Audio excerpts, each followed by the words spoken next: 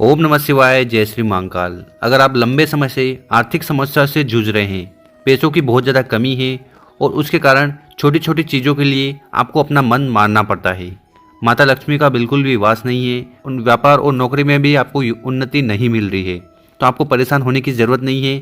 सिर्फ आपको कर लेना है ये 5 हरे मूंग और 2 लोटे का उपाय। तो पूज्य गुरु जी की कथा को सुनकर ही ये उपाय बहुत अच्छे से समझाएंगे। उसके पहले इस वीडियो को लाइक कर दें और चैनल पर नए हो तो सब्सक्राइब जरूर करें। देखिए, इस उपाय के लिए हमें क्या क्या सामग्री की जरूरत है। तो सबसे पहले आपको लेना है 5 हरे मूंग। कितने लेने हैं? आपको 5 हरे मूंग ले लेने हैं। और हरे मूंग लेते समय आपको ध्यान रखना है कि ये कहीं से भी खंडित नहीं होने चाहिए, क्योंकि खंडित चीज शिवलिंग पर नहीं चढ़ाई जाती। तो इस प्रकार से आपको स्वस्थ और साबुत दाने आपको 5 हरे मूंग के ले लेने हैं, क्योंकि हमारे शास्त्र में हरे मूंग का विशेष उपाय बताया है। अगर आपके जीवन में ज्ञान, बुद्धि और विवेक की कमी है, साथ ही साथ अगर आपका व्यापार अच्छा नहीं चल रहा है, तो हमें हरे मूंग का उपाय जरूर करना चाहिए। इसके बाद जो अगली सामग्री है वो है लोटा। तो आपको लोटा लेना है। कितने लोटे लेने हैं? तो आपको यहाँ पर 2 लोटे लेने हैं। और 2 लोटे लेते समय आपको ध्यान रखना है कि दोनों लोटे अलग अलग पात्र होने चाहिए। कहने का मतलब है कि दोनों लोटे अलग अलग धातु के होने चाहिए। एक लोटा आप स्टील का ले लीजिएगा और एक लोटा आप तांबे का ले लीजिएगा। तो इस प्रकार से आपको 2 लोटे ले लेने हैं। और इसके साथ क्या करिएगा कि इन दोनों लोटों में आपको अपने घर से जल को भर लेना है। ठीक है, तो जल को आपको दोनों लोटे में भर लेना है।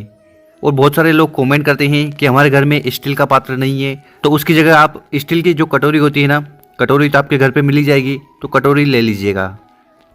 फिर इन सामग्री को लेकर आपको पहुंच जाना है शिव मंदिर। ठीक है, शिव मंदिर पहुंच जाना। और ये जो उपाय है ये आप सुबह से लेकर शाम तक कभी कर सकते हो। सुबह भी कर सकते हो, शाम को भी कर सकते हो। यहाँ पर हम क्या क्या सामग्री लेकर आए हैं, हमारे पास है 5 हरे मूंग, एक तांबे का लोटा, एक स्टील का लोटा।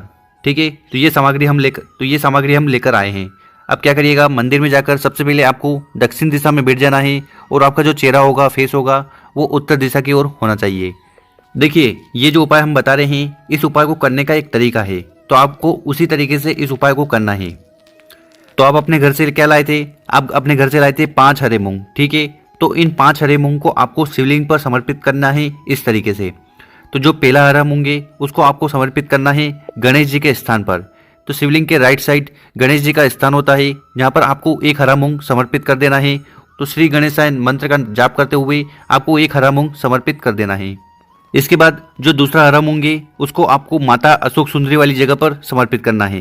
ठीक है, श्री शिवाय नमस्तुभ्यम का स्मरण करते हुए। इसके बाद जो तीसरा हरा मूंग है उसको आपको समर्पित करना है नंदी जी के पांव पर।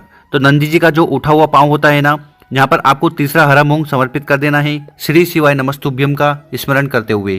तो अभी तक हमने 3 हरे मूंग को समर्पित कर दिए हैं। पहला मूंग आपने समर्पित किया था गणेश जी के स्थान पर, दूसरा माता अशोक सुंदरी वाली जगह पर, और तीसरा नंदी जी का जो उठा हुआ पांव है वहां पर। ठीक है, इसके बाद क्या करिएगा, इसके बाद आपके पास 2 हरे मूंग बचे हैं। ठीक है, तो इन 2 हरे मूंग का क्या करिएगा, जो 2 पात्र आप अपने साथ लाए थे ना, उसके अंदर आपको एक एक हरा मूंग समर्पित कर देना है। और इस पात्र में हम हमारे घर से जल भर के लाए हैं, तो उस जल के लोटे में आपको वो 2 हरे मूंग समर्पित कर देने हैं। इसके बाद क्या करना है कि जो 2 लोटे में आपने हरा मूंग डाला था, उन दोनों लोटों को आपको दोनों हाथ में ले लेना है और शिवलिंग के ऊपर समर्पित कर देना है श्री शिवाय नमस्तुभ्यम का स्मरण कर। तो इस प्रकार से आपको दोनों लोटों को हाथ में रखना है और शिवलिंग के ऊपर जल को समर्पित कर देना है। और इसके साथ गुरुजी का कहना है कि जब भी आप शिवलिंग पर जल समर्पित करें, तो जल को हमको इतना धीरे समर्पित करना चाहिए कि कम से कम हम 11 बार श्री शिवाय नमस्तुभ्यम का स्मरण कर लें। तो इस चीज़ का आपको विशेष ध्यान रखना है। आपको जल बहुत ही धीरे धीरे समर्पित करना है। और एक बार जल को समर्पित करोगे तो वो जल बहता हुआ जलाधार की तरफ से नीचे की तरफ आएगा। तो यहाँ पर आपको सीधा हाथ रख लेना है और उस जल को इकट्ठा कर आपको अपने नैनों और मस्तक पर लगा लेना है। और उसके बाद आपकी जो भी कामना है, जो भी इच्छा है या जो भी समस्या है, उसका स्मरण कर आपको भोलेनाथ से प्रार्थना कर लेनी है। अगर आपके घर में धन की कमी है या ज्ञान की कमी है, विवेक की कमी है, जो भी समस्या है, जो भी कामना है, वो आपको वहाँ पर बता देना है। तो ये बहुत ही विशेष उपाय है और इसको आपको विशेष तरीके से ही करना है। अब जानते हैं गुरुजी द्वारा बताए गए दूसरे उपाय की। देखिए, ये उपाय खासकर शिव भगवान को प्रसन्न करने के लिए है। इस उपाय को करने के बाद आपके घर में शांति आएगी और आपकी अगर कोई विशेष कामना है, इच्छा है, वो भी पूर्ण होगी। वो कामना किसी भी प्रकार की हो सकती है। तो इस उपाय में हमें क्या क्या सामग्री की जरूरत है? तो सबसे पहले आपको लेना है समी पत्र। ठीक है, समी पत्र आप ले लीजिएगा। अब यहाँ पर आपका सवाल होगा कि कितने समी पत्र लेने हैं। तो यहाँ पर आप 1 समी पत्र ले सकते हैं, 3 समी पत्र ले सकते हैं, 5 ले सकते हैं, 7 ले सकते हैं, 9 ले सकते हैं या 11 ले सकते हैं।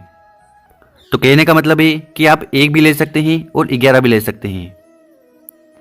तो गुरुजी ने कहा था कि जितने भी समी पत्र आप लो वो विषम संख्या में लेना है। विषम संख्या क्या होती है? विषम संख्या होती है 1, 3, 5, 7, 9, 11।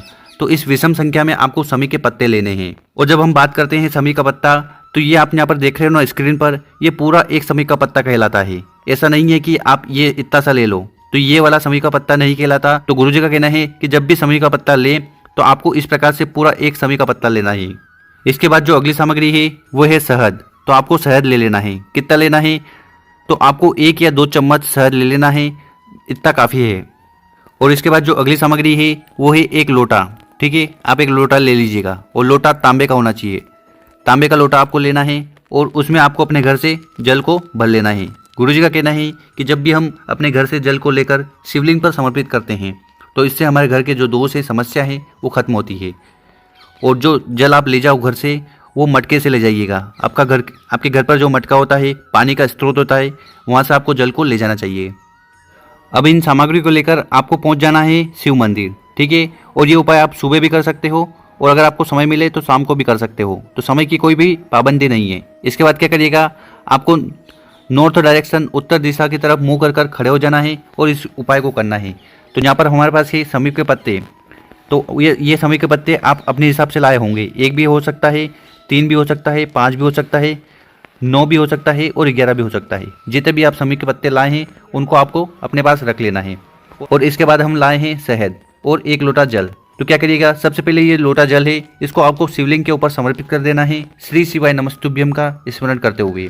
तो इस प्रकार से आपको ये 1 लोटा जल समर्पित कर देना है श्री शिवाय नमस्तुभ्यम का स्मरण करते हुए। और गुरुजी कहते हैं कि जब भी शिवलिंग पर जल चढ़ाएं अपनी मनोकामना कहते हुए, तो उसको हमें बहुत ही स्लो चढ़ाना चाहिए ताकि हम कम से कम 11 बार श्री शिवाय नमस्तुभ्यम का स्मरण कर लें। इसके बाद क्या करिएगा कि आपके पास जो समी पत्र है वो चाहे 1 हो, 3 हो, 5 हो, 9 हो, 11 हो, जितने भी समी पत्र हैं आपको उठाना है और उस शहद में डुबोक देना है। मतलब कि जो भी पात्र आप शहद का लाए हो उसमें आपको उस समी पत्र को डुबोक देना है।